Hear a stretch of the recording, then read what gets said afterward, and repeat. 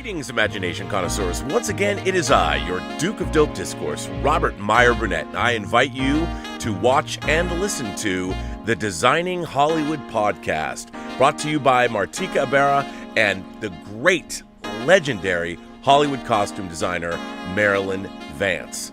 I am afforded the wonderful opportunity of co-hosting the show. If you are interested in the magic of Hollywood, the design of Hollywood, the clothes of Hollywood, watch the Designing Hollywood podcast, available wherever you get your podcasts from, or find the video version on YouTube. That's right, the Designing Hollywood podcast. Why would you ever want to miss it, especially if you love the movies? Tango Shalom is now available on all VOD major platforms. I think we messed that up. Video on demand, or as they say in the trade, VOD. VOD. Tango Shalom is now available on all VOD platforms, which means video on demand. Look how you know. You must be a high school graduate. I'm a college graduate. Really? Yes. I got an honorary degree from Hofstra. Did you get an honorary degree? No, I got a degree. Oh, well, I got honorary. You know, I'm in the Jewish Museum. What for? What do you mean? As a famous Jew in the Bronx. I'm in the famous... I'm in the Prospect Park in the Stones. How big is the stone? Robservations with Robert Meyer Burnett.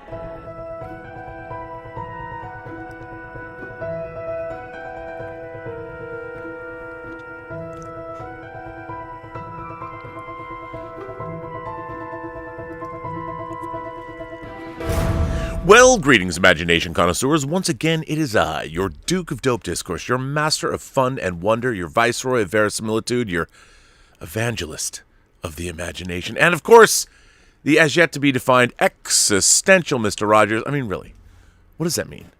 I don't know what that means. Robert Meyer Burnett, and I am, once again, Robcasting at you. You imagination connoisseurs, you members of this, the Post-Geek Singularity community. This is Robservations, the show about something, episode number 773. What a barn burner of a weekend. So, I watched a documentary yesterday. I think it was originally produced for the American Masters series on PBS, and it was called Birth of the Cool, and it was a documentary about Miles Davis. Now, it was a fairly, from a documentarian standpoint, I would say it was a fairly straightforward, kind of a dry documentary, but I loved it. Loved it because it was look, I took up trumpet in the 7th grade because I wanted to be Miles Davis, because I thought he was the coolest motherfucker in the world. And then I realized after a couple of years I was never going to be Miles Davis. Never. I was not that cool. I didn't have the soul, and I didn't have the playing chops. I mean, Miles Davis was a singular creative entity, and I wasn't going to be him. But I've loved Miles Davis. I loved my Miles Davis albums. I mean, my whole life I was able to see Miles Davis once in 1987. That was the only time I ever saw him live. He played at Bumbershoot, the arts festival in Seattle. And that was actually back when he had done his album Tutu, and he'd covered bands like Scritti Politti and even Michael Jackson. He was really into modern music. I mean, he covered Cyndi Lauper. And this is something that was not... He actually covered Someday My Prince Will Come back in the early 60s. And by the way, on that album, he made sure that his wife at the time, a beautiful black woman, they were only putting like white women on the cover of his albums. And he said, no. He stuck up for black women everywhere and made sure that his unbelievably beautiful wife was on the cover of the tune that Snow White sings, and of course Snow White. But anyway, why am I bringing this up? What does this have to do with anything? Well, at the time, Clive Davis, actually at the time, you guys don't even know what time. In the late 60s, Miles Davis was sort of at a crossroads in his career. His jazz, he started in the 40s, and in the 50s he rose to prominence, and he really his bebop jazz took off, and especially in the early 60s when he had albums come out like Kind of Blue. If you've never heard Miles Davis' Kind of Blue, it's one of the great, not just jazz records, but records of all time. It's one of my favorites. I probably own 10 different versions of it in my life. But so into the 60s when rock and roll took over protest music during the Vietnam War, Miles Davis was under contract to Columbia. And the very famous Clive Davis, the legendary music executive, Miles Davis was at a crossroads. He was listening to rock and roll. I mean, he was very open to, he was not somebody who said, I'm only going to play a certain kind of jazz. Although Miles would probably say, I ain't going to play just one kind of jazz. So Miles Davis was always someone who was looking to innovate. When his wife at the time took him to hear flamenco music, he didn't want to hear it. And then he was transformed by it, and he recorded Sketches of Spain, the album Sketches of Spain. But so in the late 60s, when rock and roll was really taking over, Miles Davis was like, what am I going to do? And Clive Davis, the great, legendary music executive, told him, he said, look, man, find some new musicians, put something together, record something new, and I know that whatever you come up with will be successful. And that's what kicked off what I guess they call Miles Davis Electric Period. And he recorded albums like Bitches Brew, which is an incredibly famous record. I mean, the record company was really upset. Miles is like, you're going to call this record Bitches Brew. They were mad. They were pissed. But they called it Bitches Brew. The artwork that was on the cover of the album was transcendent. But what Clive Davis said and what Miles Davis knew is that he had to innovate with the times. Like, he had to go with the flow. As much as you listen to as an interesting thought experiment, I ask all of you, I don't know if you're jazz fans or not, but go back and listen to like Miles Davis's Kind of Blue, which is a very famous record, and then go listen to Bitches Brew. And after he recorded Bitches Brew, it was one of the most successful albums of his career. He was playing to huge audiences and making more money than he'd ever made. And they were calling Miles Davis the voodoo priest of musicians because of what he had created. And if you listen to what he was doing during his electric period, which went from about 69 to 75, everything from house music to hip hop, just like they say in the documentary, all of it has its roots in what Miles Davis was doing. I mean, he's one of the people that added to that, to hip hop and trance and music we listen to even today. Why is this important? Why am I telling you this?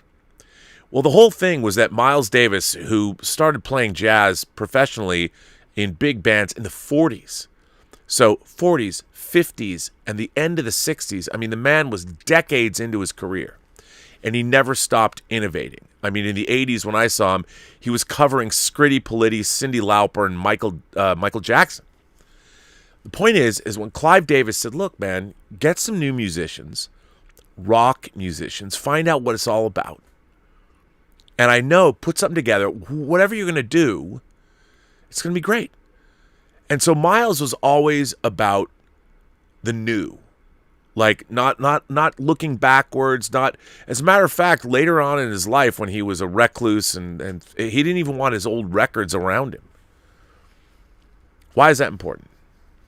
Why is the idea of innovating? Why am I because I watched this Miles Davis documentary, I'm like, okay, there's an important lesson there. When Clive Davis, who is one of the most successful music executives in the history of music, told Miles Davis, who was decades into his career, you want to get down with the young folks? Find some new musicians, find some rock musicians, do some cool shit. And Miles Davis became the voodoo priest. I mean, when people were listening to the Beatles and they were listening to emergent bands like, Led Zeppelin, and they were still listening to The Doors and Hendrix, Miles Davis shows up with this new rock and roll band. His electric period began. He puts out an album called Bitches Brew, and he was as relevant as he ever was, entrancing audiences with his new music. Innovating, going with the times. Why am I telling you this? Well, let's talk about this weekend. Let's talk about what happened this weekend at the box office. Surprisingly, or not surprisingly, if you're an imagination connoisseur like everyone who's watching me right now would know, Spider-Man No Way Home destroyed the box office, especially after the last 2 years of COVID. The fact that it didn't even open in China. No Way Home destroyed the box office. How did it destroy the box office? Well, let me read a little bit from Deadline. Spider-Man No Way Home is even more amazing with $601 million. A global debut for the third biggest worldwide bow ever. 341 million snared overseas. My God, these are the actuals. These are the actual numbers for the weekend, not numbers that I'll have to update tomorrow. Sony Marvel's Spider-Man No Way Home became the third biggest global opener of all time this weekend. Now with a confirmed 600.8 million through Sunday versus yesterday's estimate of 587.2 million. Crossing the 600 million mark makes it only the third film ever in the history of not just Hollywood, but of the human race on this planet. It was the third movie to ever cross that milestone in its launch frame. The John Watts directed MCU entry is the number 6 movie of 2021 worldwide in 3 days. Number 3 for the studios, just from its debut and overtaking all other Marvel picks this year. Topping 600 million at open is even more impressive as No Way Home did it without China. Only the second film ever to the 6th century mark sans that giant market. For Sony, this is the biggest opening weekend ever. The nearly 14 million increase over Sunday's global estimates came in part from domestic, which soared to 260 million when tallying up. Offshore, there were notable bumps in the actuals for the UK, Mexico, France, Brazil, and Russia. By the way, this is the time when I remind everyone, for my fans who watch me in the Ukraine, Tango Shalom is playing throughout Kiev, which is ironic considering my first wife was from Kiev, and I never got to go there. I don't have any other wives. I've only had one wife, but she was from Kiev. She's delightful, by the way. I have nothing but great things to say about her. At the international box office, No Way Home snared 340.8 million, bigger than yesterday's 332.2 million estimate. That's another 6 million. This is the 4th best overseas launch ever unadjusted and comes from 60 markets across 5 days. The top 10 market cumes now line up thusly. In the UK, it made 42.3 million. In Mexico, it made 33.3 million. So, hey, here's a lesson. Don't underestimate Mexico, our lovely neighbors to the south. 33.3 million. You know, a great country, great people. Don't underestimate them. Korea, 23.6 million. France, 19.2 million. Australia, 18.8 million. Brazil, speaking Portuguese, 18.6 million. India, 18.2 million. Russia, 17.9 million. Italy, I love the fact that Tango Shalom, and let me just point something out. Tango Shalom, the movie I produced, it opened in the Ukraine the same weekend as Spider-Man No Way Home. Just like when Tango Shalom opened originally in the United States back on September 3rd, it shared marquees with Shang-Chi. Thank you, Marvel. And Germany, 11.4 million. No Way Home's overseas start is now 80% over. 80% over Spider-Man Far From Home. 141% above Spider-Man Homecoming, 209% above Venom Let There Be Carnage, 180% higher than No Time to Die, and 228% over Fast 9. This movie made a lot of fucking money. It made a lot of money. Which is not to be underestimated, and it's not surprising. Not surprising at all. But, so here's what I now find interesting. There's a lot of people, a lot of YouTubers have been covering it already about the doomsayers that have come out and talk about, well, this truly is the end of cinema as we know it. Because you know what didn't make any money this weekend? Guillermo Del Toro beloved amongst fans. Guillermo Del Toro, the man who made Kronos, the man who made Blade 2, the man who made Pan's Labyrinth, the man who made Blade 2 with no Mac, the man who won the Oscar for The Shape of Water, a beloved filmmaker, especially in fan circles. His movie, which was an adaptation of a book from the 40s, also a movie that had been adapted once before, Nightmare Alley, tanked. The second week of Steven Spielberg. Steven Spielberg, who turned us all into fanboys, fangirls, fan people, gentle beings across the 28 known galaxies. We owe our fandom to Steven Spielberg. Lest I remind you, Jaws, Close Encounters, Raiders, all the Indiana Jones movies, Saving Private Ryan. Well, I love The Color Purple. I don't care what anyone says. Love The Color Purple. Empire of the Sun. Ready Player One, which is something that I think you need to take into consideration. Big Steve adapts Ready Player One. By the way, this 4K disc rocks. I got it on sale for $8. How cool am I? But the thing is, Steven Spielberg adapted Ready Player One. Steven Spielberg was down with the sickness, meaning down with the children. He understood. Ready Player One, steeped in 80s nostalgia and video games, even though if it is a bargain basement version of Neil Stephenson's Snow Crash, hey, I like this movie, if for no other reason that I got to see what a live-action Gundam movie would look like, because I got my RX-78. 2, Wrecking Shop. Thank you, Steven. But so, here's the thing. People are like, well, Steven Spielberg and Guillermo Del Toro, their movies got crushed in the wake of Spider-Man No Way Home. So what does that mean for cinema? You have two of our best directors, most beloved directors amongst fandom, Spielberg and Guillermo Del Toro, got basically destroyed. Both of those movies, I think Nightmare Alley cost $60 million, West Side Story is $100 million. Both of those films they're failures, not artistically. I love West Side Story. I mean, I didn't think it was as good as I wanted it to be, but still, it's beautifully made. So is Nightmare Alley. Now, there's a couple of things. I always read Richard Rushfield's The Ankler on this show. There's another Matt Baloney.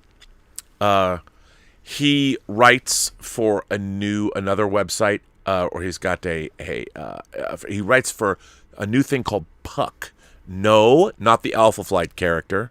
I know. I hear Puck. All I think is Alpha Flight. Or I'm sure you hockey fans out there think hockey. I think Alpha Flight. But so Matthew Baloney writes. He has a newsletter, Puck. I've subscribed to it. It deals with technology and Hollywood and entertainment. It's pretty good. And for he says on his own newsletter, he says, for those new here, I'm Matt Baloney, and this private email is the only home for my reporting, analysis, and airing of grievances in Hollywood and beyond. And in lieu of cash, give your team a membership to Puck, our new media company covering power and influence in Hollywood, Silicon Valley, Washington, and Wall Street. Trust me, they will enjoy it far more than the money. Well, anyway, he puts out his new newsletter yesterday, and he says, who won the week? Well, Kevin Feige, obviously. And then he says, the quote of the week, and I didn't know this, was Amy Pascal, who is the Spider-Man No Way Home producer and former Sony Pictures chairman, describing her initial reaction in 2014 when Marvel Studios' Kevin Feige dared to suggest that Marvel make the next Spider-Man movie for Sony. No Way Home, the third film in the Disney-Sony partnership, just opened to a stunning, well, now we know, 253 million domestic and 587 million worldwide, but even more than that. Over 600 million worldwide, the biggest box office opening ever. What did Amy Pascal, who ran Sony and produced Spider-Man movies, say to Kevin Feige? Let's quote her. Amy Pascal said, I threw a sandwich at him.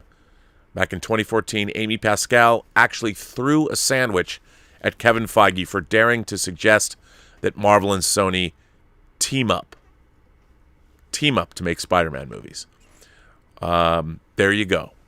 Now, here's something also from this newsletter, Matt Baloney's newsletter. He goes on to say, Good for Pascal for the box office of Spider-Man, but the chatter around town seems to be about how damned fortunate she is to have hitched her wagon to the most successful producer of all time. No disrespect to Amy's producing skills, and she made many great movies running Sony, including my favorite of the 2000s, The Social Network. By the way, I agree with Mr. Baloney. The Social Network is one of the most rewatchable movies I've ever seen. The Big Short and The Social Network. I don't know why I could watch both of those movies on an endless loop forever. No disrespect to Amy's producing skills, and she made many great movies running Sony. Plus, what happened to her in the Sony hack was awful. But it's kind of crazy. Pascal had essentially driven the Spider-Man franchise off a cliff with Amazing Spider-Man 2, so much so that she begged Feige for help. Now, having attached herself to the franchise, she's produced 3 massive hits and is poised for a lot more, with Kevin Feige, of course. How did this opening weekend happen? Sure, it was Marvel magic. The conclusion of a trilogy, a lull in the market, and younger people don't seem to care about COVID. Still, credit to Sony for not only lowballing expectations, but leaning into the multiverse casting stunts so that audiences thought they needed to see No Way Home immediately. The first weekend rush to theaters had everything to do with avoiding spoilers, analyst Jeff Bach told me today. Even if you're a casual fan, I don't think anyone wanted the surprises ruined for them. Number 3, the Zendaya factor. Tom Holland's likability is often cited in Spider-Man success stories, but don't underestimate his co-star and girlfriend.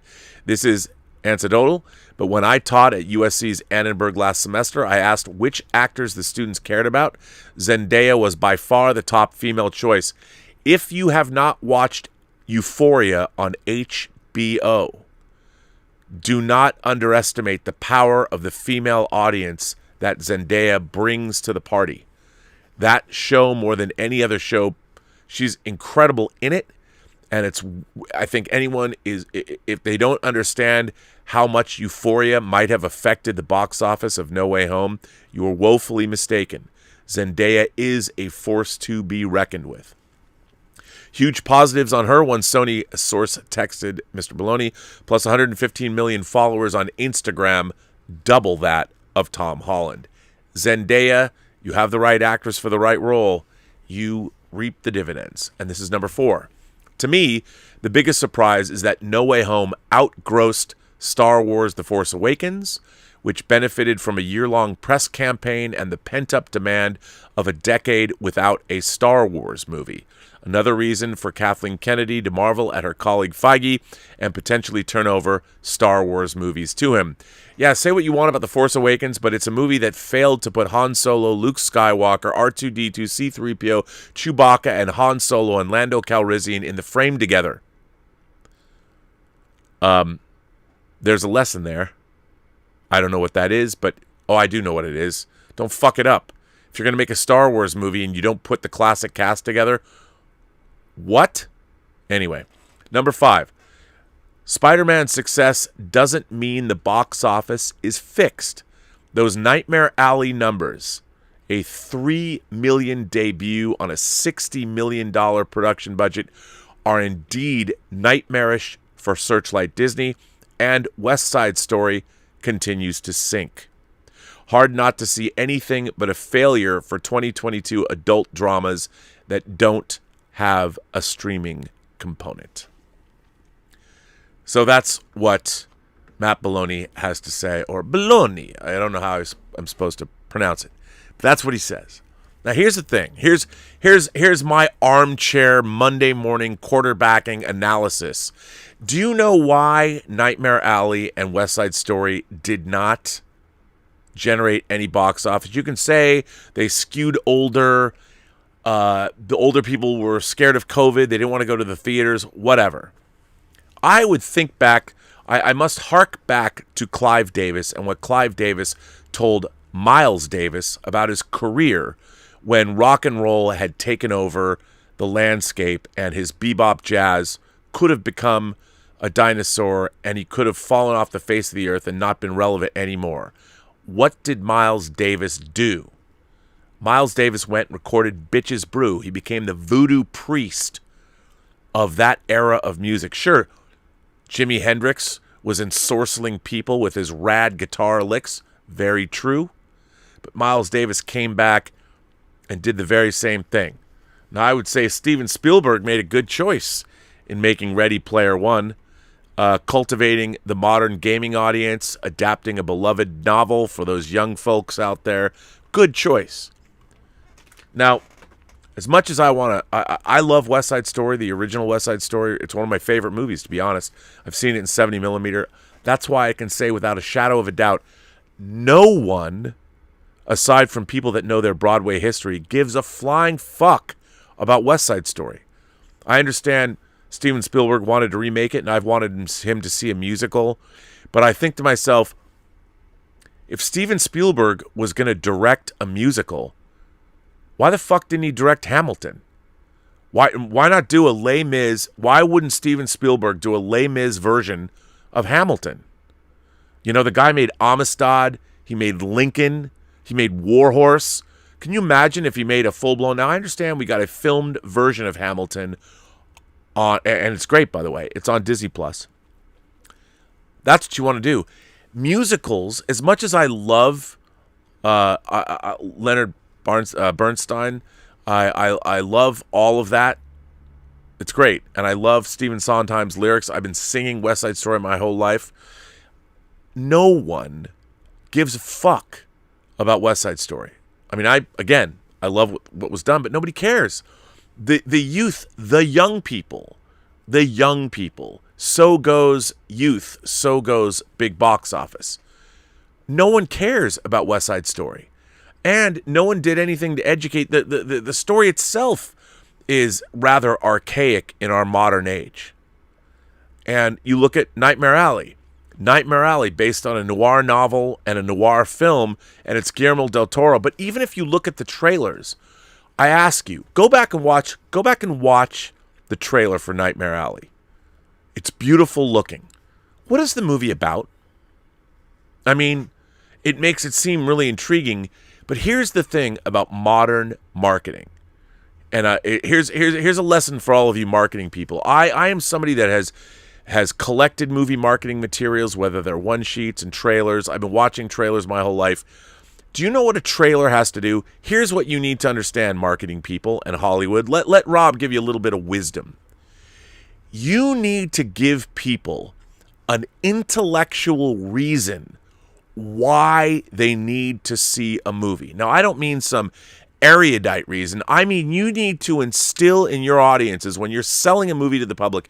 Sure, you want to do a star sell? That doesn't work anymore. No one gives a fuck who's in a movie. Do you know what people care about when they see movies? They want to think to themselves, I need to know what the fuck is going to happen in that story. That's it. So they have to understand first, what is the story about? And you have to instill in your audience the yearning that I need to know what's going to happen in that story. I got to know what happens at the end. That's all you have to do. You have to instill in them like, oh my God, I have to see this story because I got what happens? I want to know what happens. The marketing for Nightmare Alley doesn't even tell you what is the story even about. I don't know. I mean, it shows you everyone who's in the movie. It certainly looks beautiful, but why should I go see it? Tell me why I should go see it. If you don't know the material, if it's not already an IP with a built-in reason to see it, you need to explain in your marketing. You've got to give your audience a reason. Like, they have to understand, wow, I got to see what happens. I have to. It's almost like a cliffhanger. You have to, first of all, tell an audience what the movie's about, and then give them a reason to know why they have to go see that story. You got to do that. Nightmare Alley didn't do that. And West Side Story, you're trying to skate off the legendary. I bet if you ask 90% of people between the ages of, 0, before they've had their first birthday, they can't talk anyway, so that's not fair. But any of the movie-going audience up to age 40, I bet you a majority of those people don't know what West Side Story is. I mean, if you maybe had said, an updating of the acclaimed story, Romeo and Juliet from William Shakespeare, maybe people would know. They didn't know. And West Side Story is a product of its time. It's a very specific product of its time. It's about what was going on. I mean, look, man, I want to be a New Jack Hustler. You want to tell me a New York's love story about two warring factions? I want to see Nino Brown come back from New Jack City. And that's 80. That's in the 80s, yo. Tell me something I want to see. You got to Hamilton up that shit. You got to Baz Luhrmann that shit up. You got to do the can if you want people to come to your musical. You can't expect a musical that's 50 years old plus 60 years old to have any relevance for people today. I mean, but if you look at this, 1963, I think, Kinda Blue came out. Miles Davis, Kinda Blue, to 69's Bitches Brew. Look at what one artist did in just 6 years, man. That shit was dope. It changed everybody's lives because Miles Davis did not rest on his laurels. He's not, I need to go back and do something from 60 years ago. No, Miles Davis did not. Miles Davis was covering Scritti Politti in the 80s, man. He knew what a perfect way was. Cupid and Psyche, 85. Come on. Miles Davis knew. Clive Davis might have pointed him the direction, but Miles Davis knew. Steven Spielberg knows too. Ready Player One. So you can't... People are like, well, the demise of adult films at the box office. No, man. The secret is to make movies people have an intellectual reason for going to see. And when I say intellectual, I don't mean you have to be smart. I mean, in your mind, you're like, I have to know what happens in that story. I need to know. I need to know. What happens? What happens to these people? Tell me the story. So I'm like, oh man, I got to see that. Spider-Man No Way Home. Despite the fact it's the 27th MCU movie. 27 MCU movies. First of all, never been done in the history of Hollywood. Never, ever, ever, ever, ever. And check this out. If you look at even in the fan circles, Black Widow, Shang-Chi, and Eternals, all of which are films I enjoyed. I'm not saying they're great, but they're still part of the MCU, and they're all, to me, very solid entertainments. I even loved Eternals. Okay?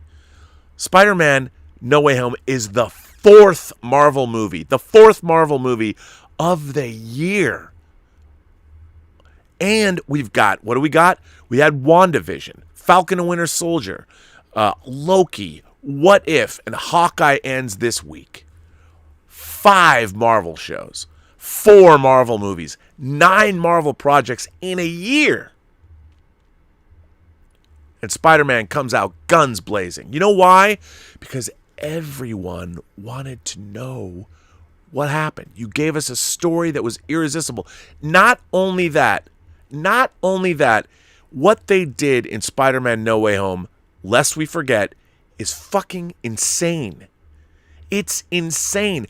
Marvel's like, they didn't go, we don't want to admit that there were ever other Spider-Man movies. No, man, they just backdoored all of Sony's movies with this into, and you know, things, I love the back door, right? They backdoored those Sony movies into the MCU at the same time. This was irresistible. And when people say, well, Rob, it was just a lot of fan service. It's just fan service done right. No, this isn't fan service done right. This is insane. I can't believe it's happening shit. This is end of the rainbow kind of I can't believe this is happening shit. This is riches I mean, the idea that they could get Tobey Maguire, Andrew Garfield, Willem Dafoe, Jamie Foxx, Alfred Molina, Rise Ifans, Thomas Hayden Church, all to come back and play these characters. I mean, I'm surprised Sally Field didn't show up. I mean, this was insanity. It was unprecedented in cinema history. It is an event that honestly, I go back to my friend Cliff Stevenson, great DVD producer, Saturn Award winner in his own right, lovely man, geek Santa. He's got a great family, great wife, great kids, does great work. He texts me and he's like, can you believe this movie even exists? And I'm like, bro, no, I can't. I cannot. And the way, I mean, Andrew Garfield deserves some kind of an Emmy Award for trolling us, lying to us about his. And by the way, God bless Sony and Marvel for playing with us, because that was all part of the fun. But you know what?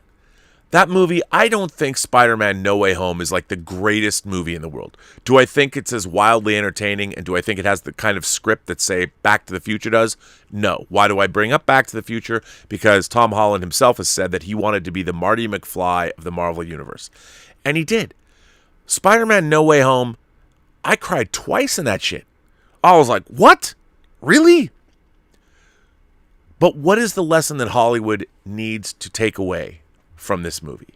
It's the same lesson that Clive Davis imparted to Miles Davis when Miles was worried that he was becoming irrelevant because of rock and roll. What he did was he reinvented himself. He delved into different musical styles, which is something he never shied away from. And he got down with the kids, man. He played some rock and roll voodoo shit. Go listen to Bitches Brew. I mean, it is some crazy ass music. I mean, I don't know. It's hard to go back, and it's jazz. I mean, but it's a weird fusion. He truly is a voodoo priest. And you got to watch this documentary, Miles Davis, The Birth of the Cool. I would recommend it. The documentary is not the greatest thing in the world because you don't get so much of a sense of the music, but you do understand Miles Davis, and you do understand the periods of his life, and he's a fascinating character, and I've loved Miles Davis since I was in the 6th grade. A huge fan of his music and the various trios. I mean, Herbie Hancock, come on, who I love. And there's a movie directed by Louis Malle called Elevator to the Gallows. And Miles Davis did the score for Elevator to the Gallows, and they just improv live as they watched the movie. How crazy is that? That score is great. By the way, another great Miles Davis score, there's actually two that I would recommend. Mary Lambert's movie Siesta, check that score out, and get the score. John Lee Hooker and Miles Davis teaming up for Dennis Hopper's The Hot Spot. If you haven't seen The Hot Spot with Dwayne, with Don Johnson, Virginia Madsen, and I hate to, I won't even say it because I'll get canceled. Let's just say Paul Bettany's wife's in it, Jennifer Connelly, and it was the only time in a movie where I actually heard a collective gasp. I was at the DGA watching this movie, and there's a scene in it where something happens, and every man in the audience just went, even the girls did too. I'm not going to say what it is. I'll just leave you to just discover it yourself. Watch The Hot Spot. It's awesome. Miles Davis scored that with John Lee Hooker. But anyway, here's the lesson that you have to take away from Spider-Man No Way Home. Make movies that people like, that are entertaining. You know, bring back the escapism that we used to know and love. When you're watching these movies, that is why people love this shit. They love this shit because it was exactly what... Look, if you're going to go see a Spider-Man movie, give me a Spider-Man movie. And this was as Spider-Man as it comes, man. And they followed up on the heels of Spider-Man Into the Spider-Verse. And it was wonderfully exciting. It was so much fun to watch. That's why it worked. And the fact that they did something audacious like, oh, wait, you watch Spider-Man No Way Home and you think, wow, they put all of these spider villains and the Spiderman together in the same movie. In Star Wars The Force Awakens, they couldn't even put all of the classic characters together in a film. They made 3 movies. And they couldn't, well, in the third one they couldn't because why? Unfortunately, Carrie Fisher passed away. How did Disney make Star Wars sequels and they R2-D2 spent Force Awakens under a fucking tarp because we have to have BB-8 because we need more toys. We have to sell more shit. I'm sorry. R2-D2 is the GOAT of astromech droids. You don't replace him.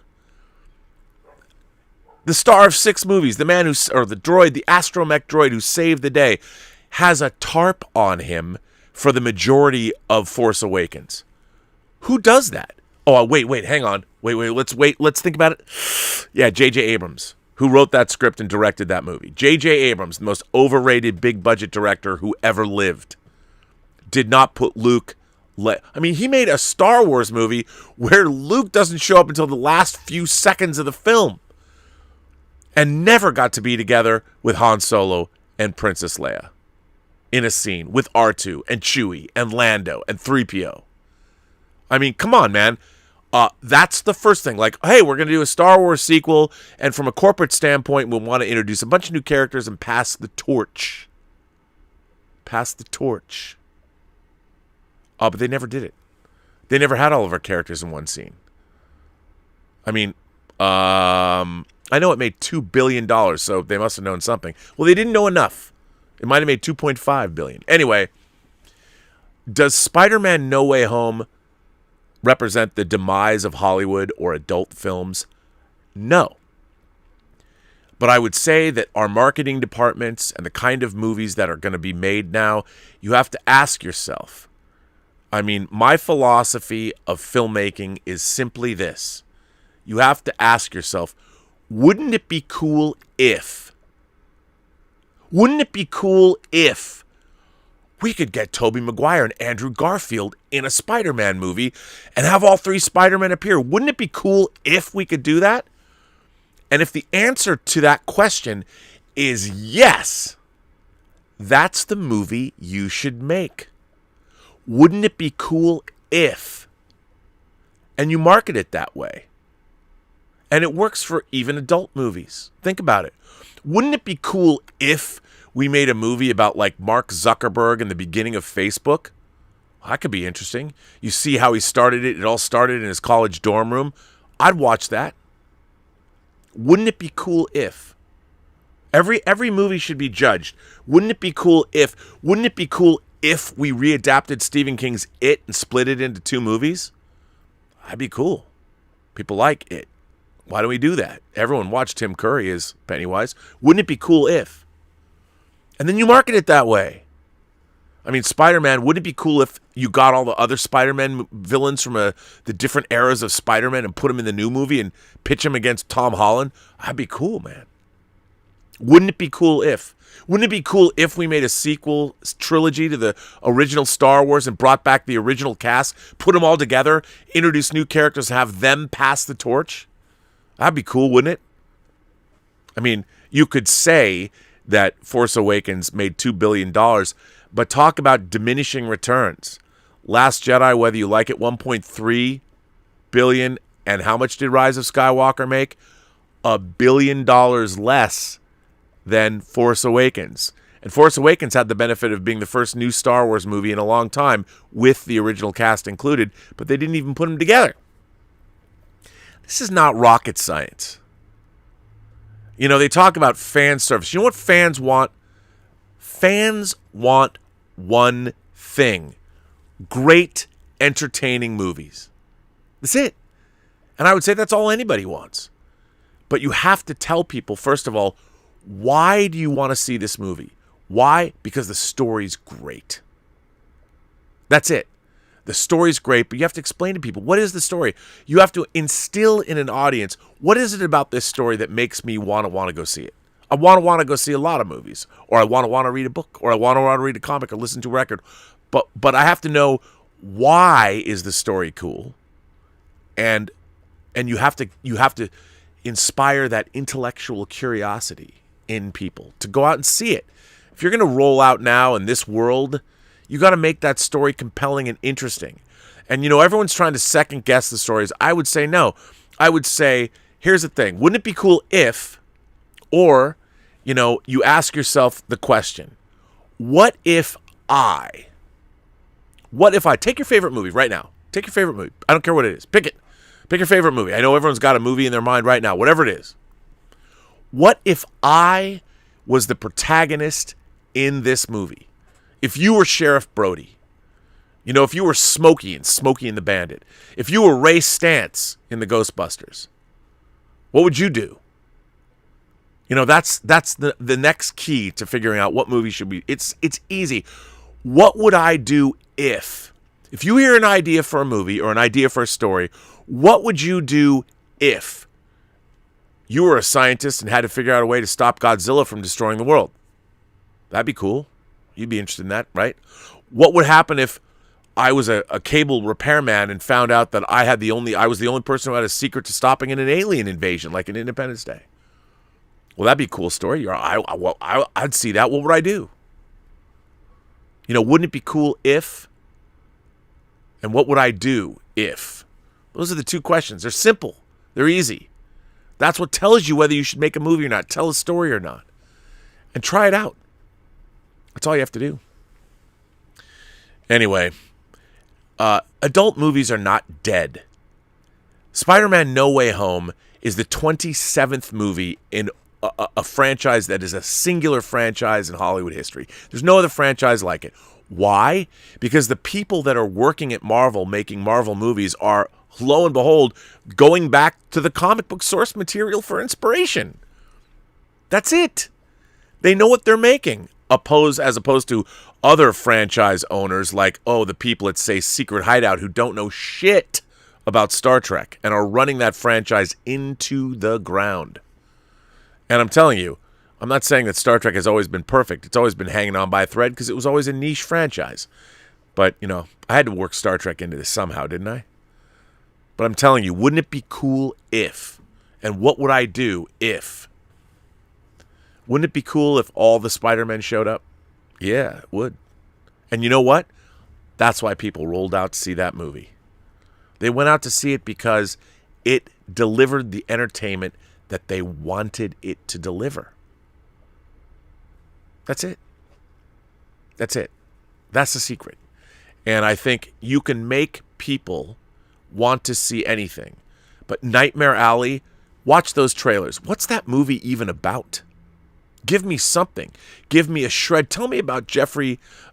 Tell me about Bradley Cooper's character. What is he doing? How does he if you told us more in the trailer give us a little nugget of what's the story actually about. It looks great. Love Guillermo Del Toro is one of my favorite filmmakers. But I don't know what that fucking movie... I've seen the original. I own the original. I've seen the original, and I haven't read the book, but I know what the story's about. They don't even tell you what it's about.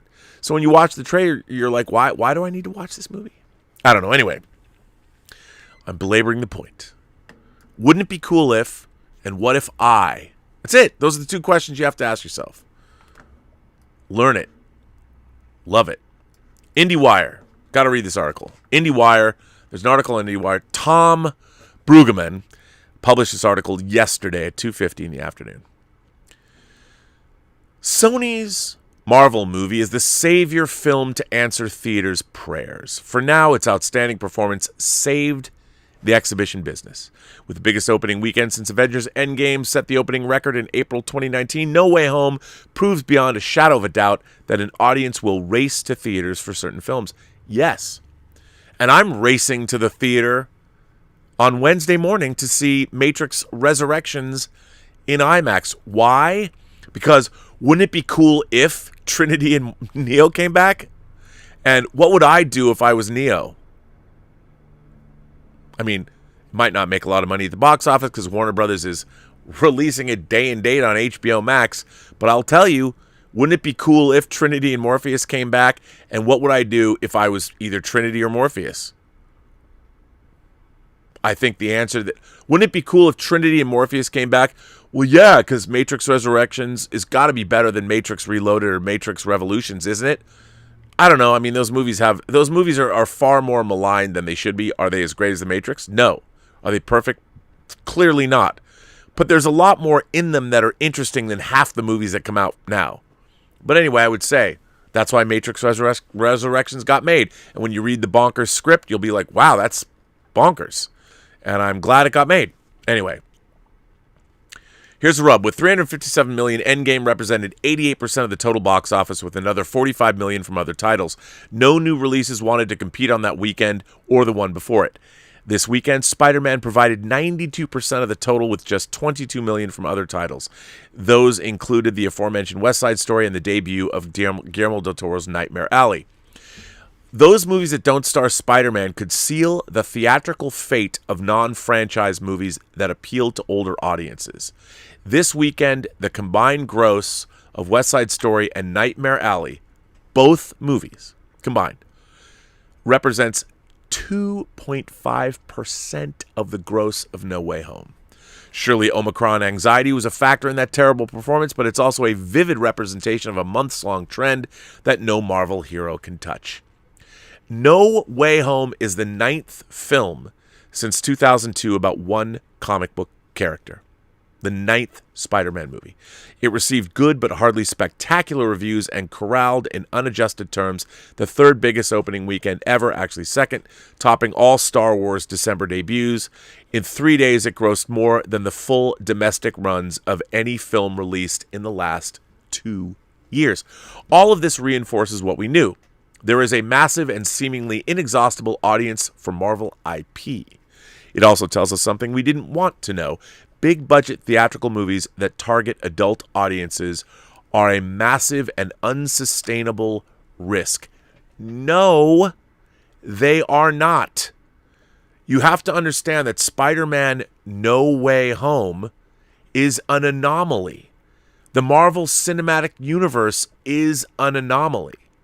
All you have to do, you cannot say that West Side Story that is based on a musical that was created in the 50s and Nightmare Alley that is a remake of a book, of a movie that was based on a book from the 40s, you can't say that those movies were representative of the adult film-going audience.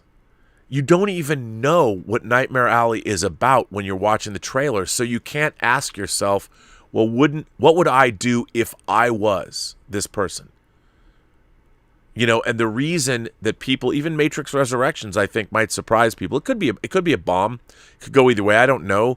I'm really excited to see it. They've been marketing the hell out of the movie. I can't wait to see Matrix Resurrections. So we'll see. You know, we'll see. Everyone loves the Matrix. We'll see if they dig it. John Wick Neo, I'm all for it. Carrie-Anne Moss looks fantastic. I'll go see it. I miss the fact that Juno Reactor apparently has no music in the movie, which kind of bums me out because Mona Lisa Overdrive, which, by the way, is a euphemism for a female orgasm. Thank you, William Gibson, for calling your novel Mona Lisa Overdrive. By the way, you should read, just as an aside, read Neuromancer or read Snow Crash. Snow Crash is a little bit more accessible. Neuromancer is a little murky, but still, the original cyberpunk novels, you should read them. I don't know where I'm going with this. Why am I digressing? Anyway, all of this reinforces what we knew. There's a massive and seemingly inexhaustible audience for Marvel IP. It also tells us something we didn't want to know. Big-budget theatrical movies that target adult audiences are a massive and unsustainable risk. First of all, you know what? There isn't an inexhaustible appetite for Marvel movies, because if you look at Black Widow, I mean, Shang-Chi did the best, but of Black Widow, Shang-Chi, and Eternals didn't do anywhere near the business that Spider-Man No Way Home did. Spider-Man is a character that's been part of our... I mean, when I was growing up watching The Electric Company, Spider-Man was in The Electric Company. When I was a kid growing up, I played with Mego Spider-Man action figures when I was a kid. Before I could even watch TV, there was a Spider-Man series from the 60s with a musical theme that's still used today in the movies. Spider-Man is a character is part of pop culture for almost 70 years now, or 60 years now. People love Spider-Man. That's why. And they gave us a movie that was seemingly impossible. People want to see adult movies. It's just, you have to make movies that adults want to see. They will turn out. They will turn out. They just have to be great, and they have to be marketed properly. It's like, you know, does anyone know how to come up with an innovative marketing campaign these days? Why is it that only like Spider-Man No Way Home or these bigger Marvel movies, which, by the way, don't even, to me, like, if I was making Spider-Man No Way Home, the studios wouldn't do this. I would have had Tom Holland in character as Spider-Man saying, you walking out into the frame, it's one shot. Don't show us anything. Spider-Man's like, you will never believe this. But here's my pitch for the next Spider-Man movie, the next Marvel movie. Spider-Man in character, maybe he's wearing the Iron Spider suit, whatever. He comes out in character. He's like, I don't understand. I don't know who Green Goblin is. I don't know who Dr. Octopus is. Who's the Sandman and the Lizard? And why are they here? Why am I fighting them? Spider-Man, No Way Home, coming. Don't show us shit. Don't release anything. We'd go. And it wouldn't be spoiled. Anyway. But this weekend saw a plethora of top talent limited run titles in theaters, but they don't contribute to the box office story because their distributors don't report. Amazon had Being the Ricardos and The Tender Bar. Netflix had Maggie Gyllenhaal's critically acclaimed The Lost Daughter, as well as Adam McKay's Don't Look Up. Apple has Swan Song, starring Oscar winner Mahershala Ali. United Artists had a one-week qualifying run for Cyrano. Spot-checking theaters playing these films suggest a minor response, which should be ascribed to neither the film's quality nor their ultimate streaming appeal. In the case of Netflix, the New York Times defers their still influential film reviews until a film starts to stream. One limited film that does report and is doing very well is UA's Licorice Pizza, Paul Thomas Anderson's new film. Its 4 70mm theaters had a fourth weekend per theater average of $22,000, which is better than nearly any platform first weekend this year. It dropped 50%, but that's normal for mid-December, particularly from a very high level. Its real test will come with its 750 theater expansion on Christmas Day. Look, again, there's a place in movie theaters for all kinds of movies. You just have to figure out which movies to make. All of these films, The Tender Bar, Being the Ricardos, The Lost Daughter, Adam McKay's Don't Look Up, Swan Song, all of these are probably wonderful movies. I haven't seen Swan Song, I haven't seen The Tender Bar, and I haven't seen The Lost Daughter. But are these movies that adults are going to roll out for en masse to the theaters? Even youth audiences, anyone from 15 to 30. Are you really excited to go see a movie about Lucille Ball? I mean, it belongs on streaming. That is a movie, as much as it's Aaron Sorkin, and I love Aaron Sorkin, and I love, Javier Bardem, and I love Nicole Kidman, and it looks great. I'm really interested to see it. I wouldn't necessarily go see that movie in a theater, because I can't ask myself, what if I was Ricky Ricardo or Lucille Ball? No, I wouldn't ask myself that, because it's about them. And wouldn't it be cool if, I don't know if it would be cool if, I'll watch that movie, but it's not going to get me to go to a theater and see it. Wouldn't it be cool if the Ghostbusters came back? What would I do if Egon was my grandfather? Afterlife. Anyway, think about it. Just something to think about. I don't know. Adult movies have a place, and they can make money at the theater if you make the right movies. That's the question. Do studio executives know what those are? Don't know. I mean, we'll see. People turned out to see It. The first It made $500 million. Why was that? Because people remembered Pennywise as a kid, the book as Stephen King, but it's irresistible. Scary clowns always sell. So anyway, just a thought. And that's my little rant for the day.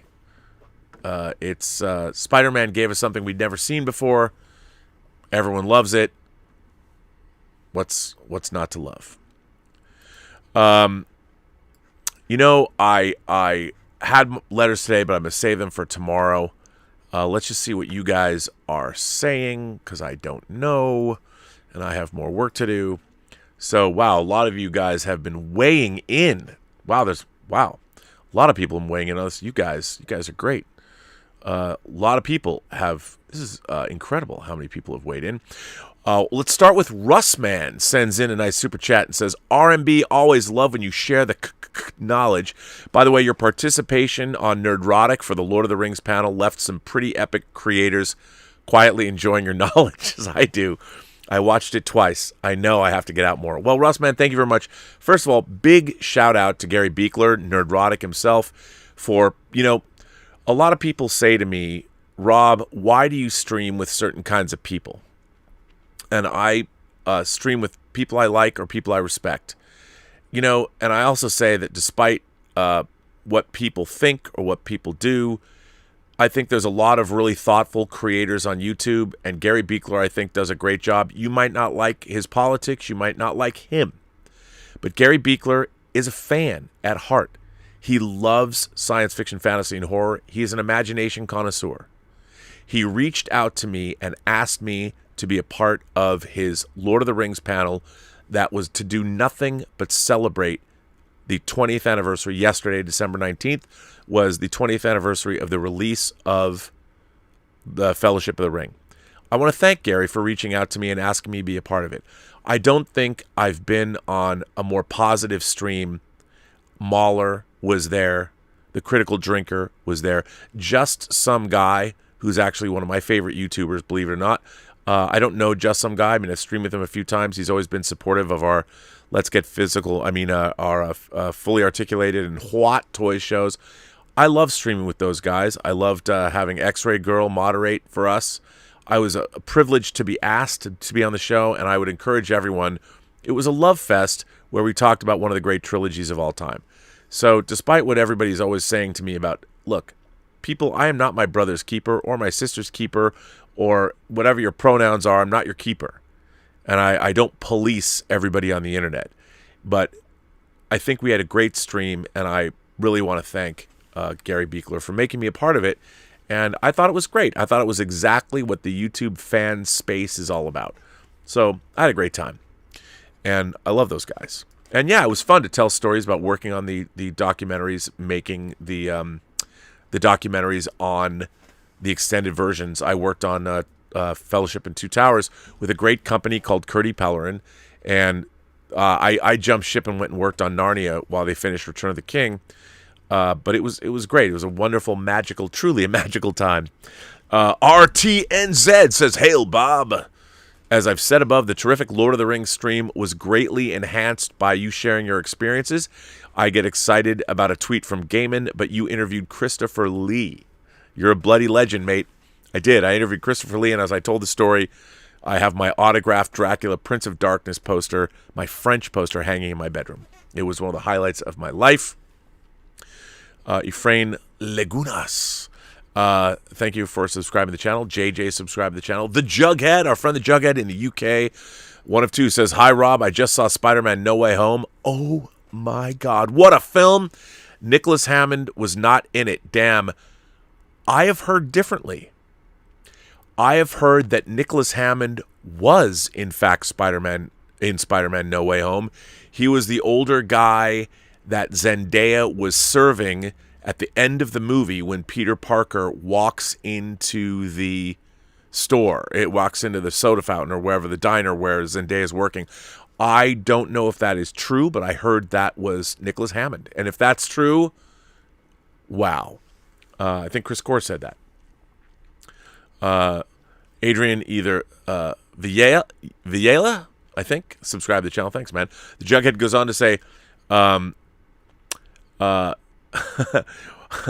what a film. Nicholas Hammond was not in it. Damn. Laugh out loud. Ridley Scott, Martin Scorsese, Jodie Foster, and James Cameron can kiss my arse. I was gobsmacked when Charlie Cox, Andrew Garfield, and Tobey Maguire turned up. I loved The Last Duel and Spider-Man No Way Home. What the fuck is Ridley Scott's problem? We, the comic book community, are happy. Long live the comics and long live Marvel. Love and respect from the UK, bro. Well, Jughead, first of all, thanks for supporting the channel. It's very nice of you. I would say this.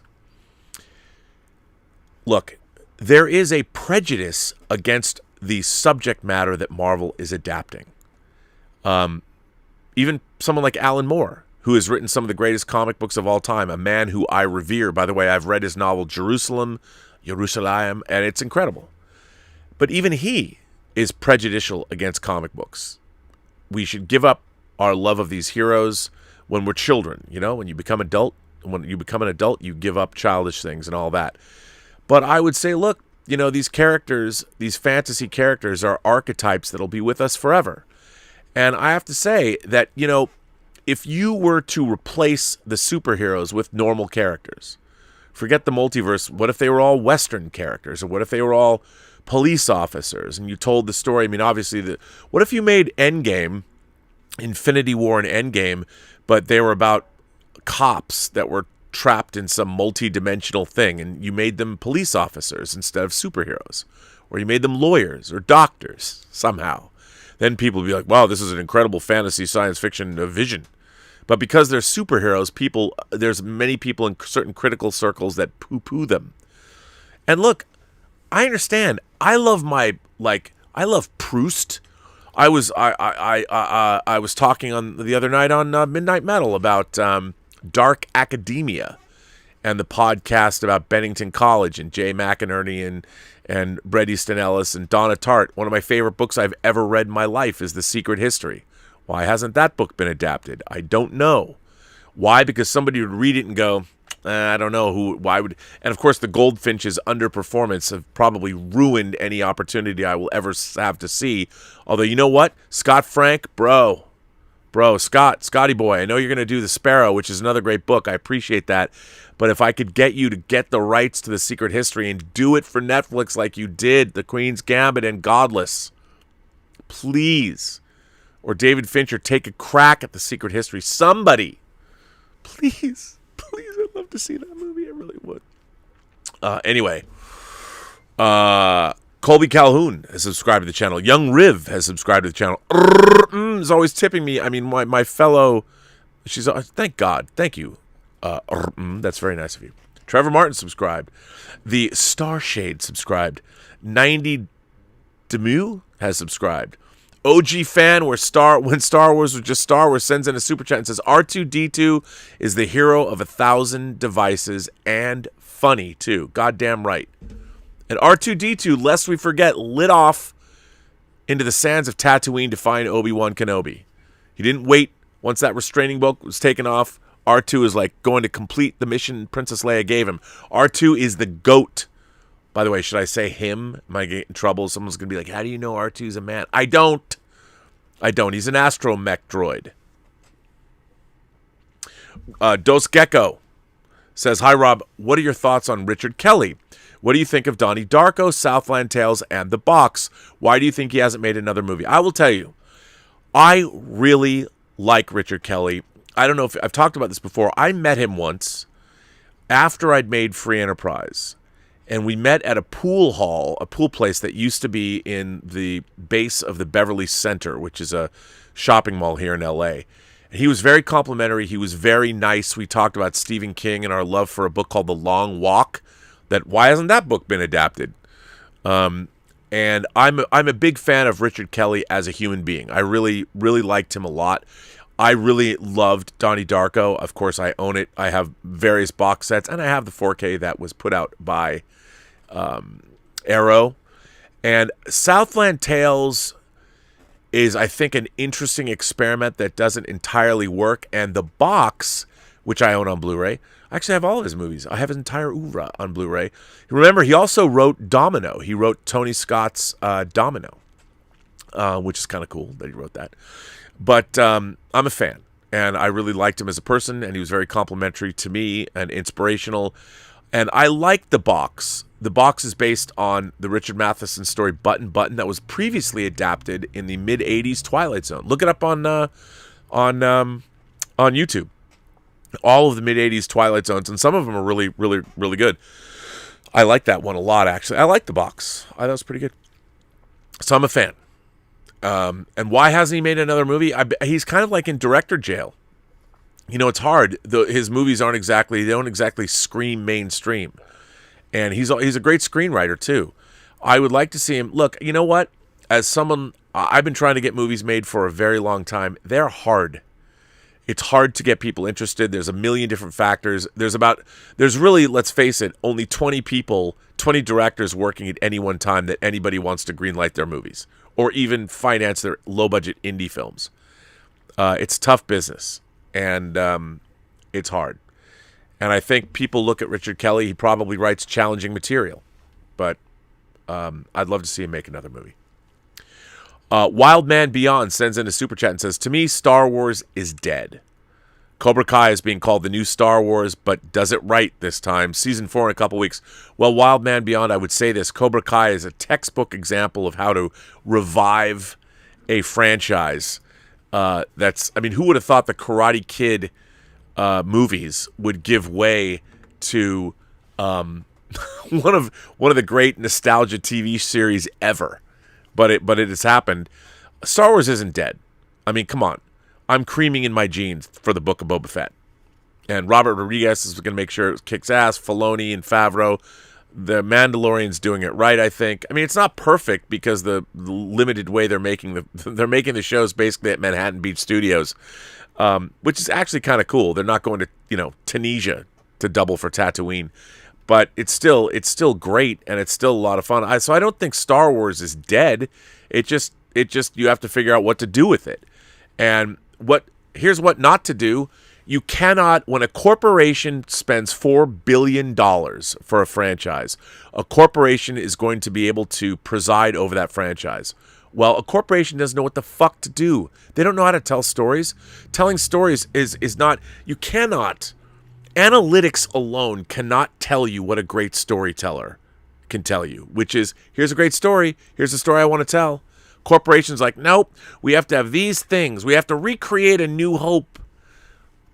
I'm like, guys, you know what? What's funny? I mean, you should really look into the Thrawn trilogy or Dark Empire. Take take the 6-issue Dark Empire trilogy, the 6-issue Dark Horse's Dark Empire series and the Thrawn trilogy. That's your sequel trilogy right there. There it is. It's already there. It's already written. It's already created as a comic book and a novel series. Combine them. But oh no. You don't do that. Why? I don't know. I have no idea. I don't know why they've not adapted a Star Trek novel or a novel series. Like, hey, Vanguard, Peter David's New Frontiers series. It's all right there. Go adapt that. I guarantee you it would be better than the swill that is passing for live-action Star Trek these days. And it's already been written by people that care more about Star Trek than the people that are actually making Star Trek now. Dos Gecko sends in a super chat and says, Rob, in 1998, wouldn't it be cool if someone made Swingers but with movie geeks? What if I was the one who made it? Well, Dos Gecko, that's exactly right. Actually, that's pretty much, it wasn't just me. It was Mark Altman and I who basically said that it's exactly kind of what we said. We said, what if we made Swingers but with movie geeks and William Shatner? And we did. I wish I could get Free Enterprise out in 4K so people could still see it. But anyway, you're absolutely right. Roger Grine. Roger, is it Green Grine? I know you told me once before I forget. Rob, do you know the Little Vampire from 1986? Gert Frobet of James Bond and Michael Hogan of Battlestar Galactica played great parts in it. Love the show. Well, thanks for loving the show, Roger. I remember that movie. I saw it once. I remember nothing else about it. I saw it once, and that is it. Matt Guillemette, I know I'm probably not saying it right, but you've been here a lot, so thank you. Sends in a super chat and says, convinced my girlfriend to wait to watch No Way Home until I come home to see her for Christmas so we can watch it together. It will be my 5th time. Well, that's good because the girlfriends probably aren't scrolling through media reports and YouTube to find every spoiler in the world, so that's good.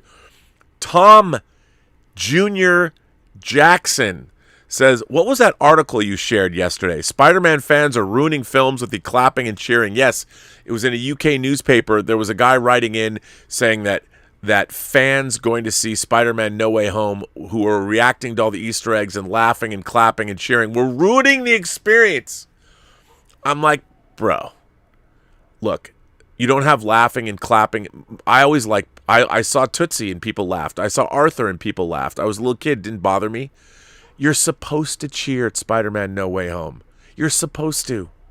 That's what audiences are expecting. I'm sorry. Then go the week after it opens, so maybe you'll get less cheering. Destroyers of joy you are. Don't clap and cheer. Come on, man. You know what? If you didn't cheer in Endgame in the theater when Captain America had Mjolnir landed in his hand, you're dead to me. How can you not love that? How can you not love that? I don't know why that article was written. Brandon Walton, subscribe to the channel. Kaylin Denton, subscribe to the channel. Thank you. Zachary P. sends in a super chat. And I just want to say, Spidey 3 makes me so happy. Zachary, goddamn right it does. Because it was a damn fine and fun, entertaining time at the movie. Gary Nerdrotic did do an interesting article or did a video about that this morning. Not a lot of weird identity politics, not a lot of preaching to you. It was just You know, it's like you go back and you watch a movie like Back to the Future, which now probably would get canceled because Michael J. Fox is, you know, Mrs. McFly is coming on to her own son, which is kind of why that movie was kind of fun too. It had some crazy shit in it, and it was wildly entertaining. Mr. Buttcrack Media, the sexiest butt crack on YouTube, sent in a super chat. Well, I can't speak to the sexiest butt crack on YouTube, and this is not an invitation for you to send me a photograph of your butt crack. No, don't do that. Gary is the best. Hail Nerdrotic. Hail the fellowship. Well, thank you, Mr. Buttcrack Media. I appreciate that. That was a fun stream, and I want to thank Gary for making it happen. Evan Newman says, speaking of marketing, have you seen the trailer for Robert Eggers' The Northman? Or The Northman. It looks great. It shows you the plight of the main character right off the bat. Doesn't hurt that it appears to be basically Hamlet, but in Iceland. See, Evan Newman, that's a good point. You're making a good point. For those of you, Robert Eggers directed The Witch, and he directed The Lighthouse, and his new movie is a Viking film called The Northman. I haven't heard anyone say that they didn't want to see that movie. You watch that trailer and you're like, oh, I got to see that. What would happen if? What would I do if? It's right there. Watch that trailer. You're like, I go see that. I mean, who wouldn't want to see that? That shit looks dope as fuck. And I like Robert Eggers a lot. I thought The Witch was great. If you want to see a movie that understands how to build atmosphere and tension, The Witch, it's good stuff. Good stuff. Oh, Connie Sang, the delightful Connie Sang is here. Connie Sang, who has developed an obsession with Pinhead from Hellraiser, which I am so there for. Connie says, I recently watched the 1977 Suspiria and the 1987 Evil Dead. Actually, Connie, it's Evil Dead 2 that was from 87. Evil Dead 1 is from 81. But Evil Dead 2 basically retells the original Evil Dead, but that's okay. May need to watch You've Got Mail or similar for a little palate cleanser. Laugh out loud. Looking forward to Aliens and Alien and Aliens with you and Elizabeth soon. Well, you should. That's right. You got to come over and check that shit out. We got to do that. And we'll do it as a double feature. Nick Parrish sends in a tip and says, what's up, Rob? I have to say something that I've thought forever about studios and news writers complaining about smaller movies like Nightmare Alley not making any money. It is unfair to criticize these movies' number when the marketing is slack. Nick, I totally agree. Marketing departments need to step up and bring their A game to the proceedings, and they do not. And whose fault is that? Nick Parrish goes on to say, not only that, Rob, the release dates for some of these well-reviewed movies from well-respected directors are horrible. If I were Guillermo Del Toro, I'd be furious that my movie had some slouch marketing and it came out the same time as Spider-Man. Market your films. Nick, I got to tell you, the marketing departments for movies, they've been given an inordinate amount of power, but also they can't do their jobs. You know, it used to be that marketing departments, like in the 70s, where studios would make movies, and then the marketing departments would figure out how to market them. Now, marketing can only look at other movies and copy their marketing. There's no one even innovative in the marketing departments of films anymore. I will say this. The marketing department that's worked on Matrix Resurrections, they know their shit. They've done a good job. The red pill, blue pill picture, the poster they first released, they've got some innovative marketing. Roger Green became a member of the channel. Thank you, Roger. Or Green. I know I got it wrong, but thank you for becoming a member. Norumo Lucky Carrot, subscribe to the channel. Riyad Hossein, subscribe to the channel. Luke Watts, that's a cool name. Luke Watts. John Luke Williamson, subscribe to the channel. Thank you all. And my friend Peter sends in a very generous chat, sir. Thank you for that. You didn't have to do that. You're a very, very generous man. And hopefully we will be working together doing generous things, which I like. So thank you for that, which is exciting. The Jughead says that he's going to watch Spider-Man No Way Home and he'll watch out for Nicholas Hammond. Well, as you should. I don't know if that was really him, but I'm going to look. I didn't know. So that's exciting.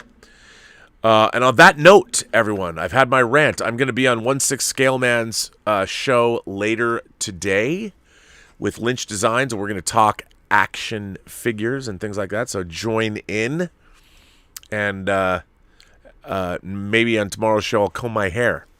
And on that note, everyone, I want to thank my moderating staff. I want to thank Joshua Levesque. I want to thank Lord Toth for being here. Darren Seeley is here. I don't know who else is here. I think, oh yes, Louise X Sparrow is here. What a cool name. I still love that. How are you doing, Louise? We got to talk Star Trek, though. Got to do it.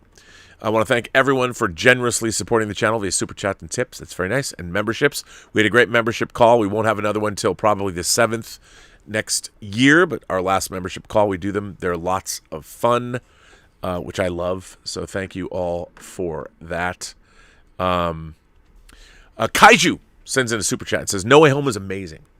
Great audience other than one person's phone flashing photos in the front row. Your thoughts on cell phone addiction?